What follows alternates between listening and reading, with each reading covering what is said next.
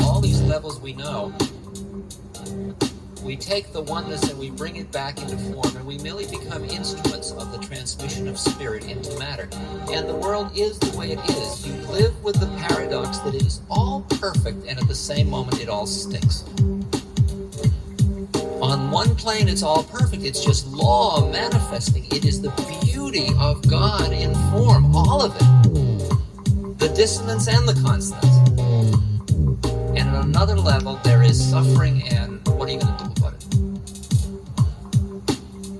And that's an interesting paradox to live with. Those are two planes of reality, and a conscious person lives simultaneously on every plane of reality.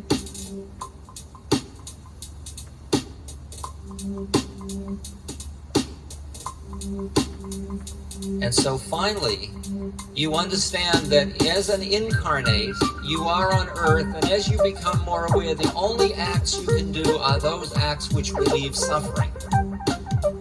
And you become an instrument of the relief of suffering at every level you can find to do it at. Not with your head, but with your heart, your intuition.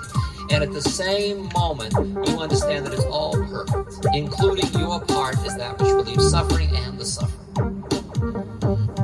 You ready for that level of consciousness? I am. It's damn interesting. And it's a very delicate balance. It's like the balance of the head and the heart. With your head, you are awed by the exquisiteness of the laws of the universe. With your heart, you are bleeding from the horror of the suffering you're seeing. And you end up doing what you can to relieve the suffering, and at the same moment, never forgetting the perfection.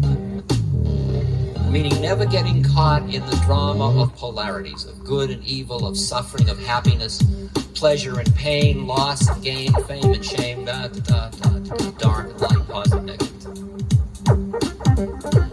And yet you play within that field perfectly.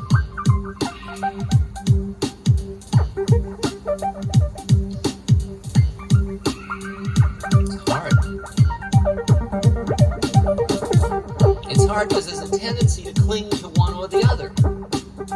Either to push away the world and cling into, you're suffering, don't worry, it's all perfect. Or, what do you mean talking about the spirit and God, it's all perfect? Don't you see what the world is like? We don't have time to have joy. Serious business. See, that's the heart trap. The balance is to do what you do to realize, relieve suffering, and at the same moment you're laughing at the moon.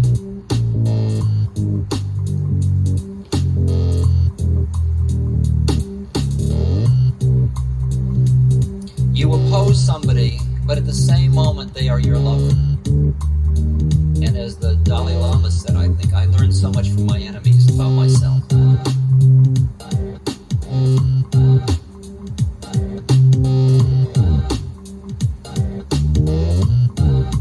See, the conclusion of everything's perfect doesn't mean you don't do anything about it. How are you going to not do anything? There's no way to not do anything. As long as you're in a body, you're doing. You're just being in a body is doing something. I won't do anything. I'll sit there. Well, that's something. We'll wait. Now I need to go to the bathroom. Okay. that's something. I'm hungry, right? Nothing in the refrigerator, okay. Go out and work, okay, and here we are again.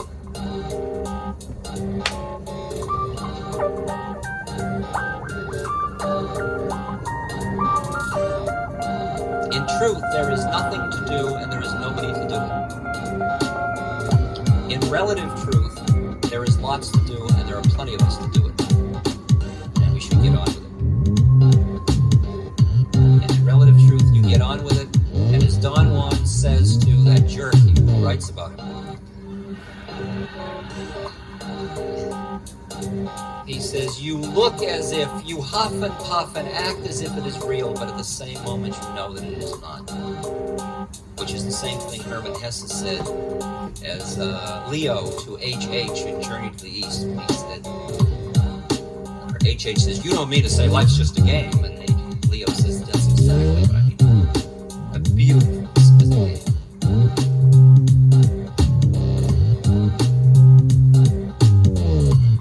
Social action that comes out of the joy of the beauty of the process is social action in which your every bit of energy, like judo, is optimized to bring about the result that is part of what your dharma is at that moment. You're a much better warrior when you can love your enemy and still fighting.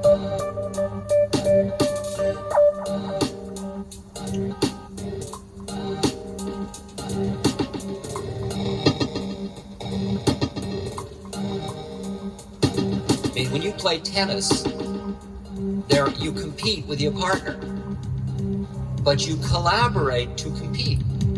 You both agreed to come and play tennis. So you are simultaneously collaborators and competitors. If you remember both of them, you're called a good sport. If you forget one, if you forget you're competing, you give away the game, you're a lousy player. If you forget the other, you just keep fighting and you forget the joy of the moment, and you're not called, you call it a bad sport.